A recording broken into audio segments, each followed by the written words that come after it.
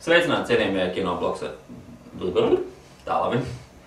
Sveicināti, cienījamie kinobloks LV apmeklētāji. Mēs uzsākam jaunu rubriku Videoziņas. Mani sauc Kaspars, un šodien mēs ieskatīsimies. Dzelzs vīrs aizkulisēs. Ādams Sandlers pievēršas šausmu žanram. Savukārt James Bonds meklē mierinājumu.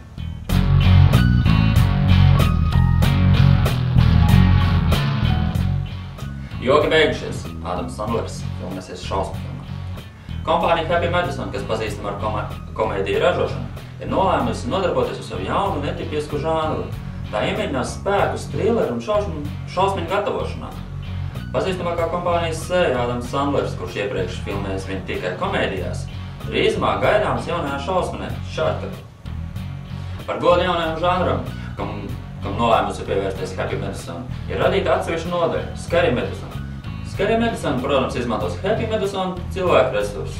Filmoja Shortcut scenāriju sarakstījis Scotts Sandlers, savukārt režisors būs Niklaus Gussens, kurš 2006. gadā uzņēma Happy Madison komēdiju Grandma's Boy.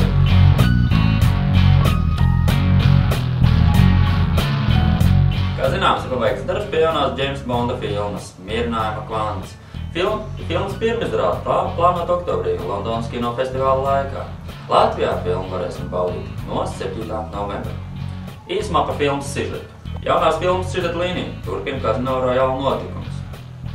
Pēc mīļotās sievietes Vespers nodevības Bondam jāmēģina nošķirt personīgā dzīve no misijas. No Mr. Whitea Bonds un M uzzina, ka organizācija, kas šantažē Vesperi, ir daudz bīstamāka nekā varēja iedomāties. Jaunā misija aizved Bondu uz Austriju, Itāliju un Dienvidameriku, kur atklāja sazvērstību. Bonds cīņā apvienojas ar seniem draugiem, lai atklātu patiesību. Patiesību mēs uzzināsim novembrī, 7. novembrī.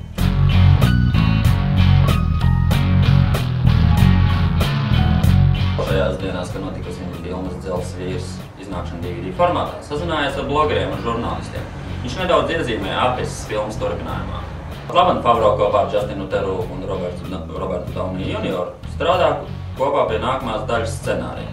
Lai gan sižeta līnija pagaidām atrodas izstrādes stadijā, režisors jau paziņojas, ka, piemēram, plānojas palielināt pulkveža Jamesa Rotsa lomu, kuru pirmajā daļā tēloja Terence Howards. Nedaudz vairāk ekrāna laika tiks atvēlēts personāžam ar vārdu Hogans. Vērijas pametījuši projektu kategorisku piedrodēju viņa lomas atveidotājs, jo slēpjas tajā apstākļi, ka Hogana lomu atveido pats Jon Favreau. Režisors vēlas nedaudz sarežģīt filmas personāžu savstarpējās attiecības, lai uzturētu spriedzi. Līdzīgi tas bija filmā Batmans tumšais bruņinieks. Kamēr tāda spriedze kā filmā Batmans tumšais bruņinieks režisors nevēlas ir skatītājiem, viņuprāt, tumšais bruņinieks bija pārāk sarežģīts uztverēt. Un tomēr kaut kas no Batmana tiks Dzelzs vīru turpinājumā, kur nu bez tā Jon Favreau teica, ka daļu no filmas uzņems ar IMAX kamerām, tāpat kā režisors Nolans. Vēl vairāk viņa interesē trīsdimensionālā attēlošana. Vai Roberta Downey Jr. varonis lidos 3D atkarīgs no filmas budžeta, kuru pagaidām nav sākuši dalīt. Paldies, ka skatījāties pirmo Kinobloks LV video raidījumu. Tiekamies pēc nedēļas šajā pašā vietā, šajā pašā laikā. Kinobloks LV.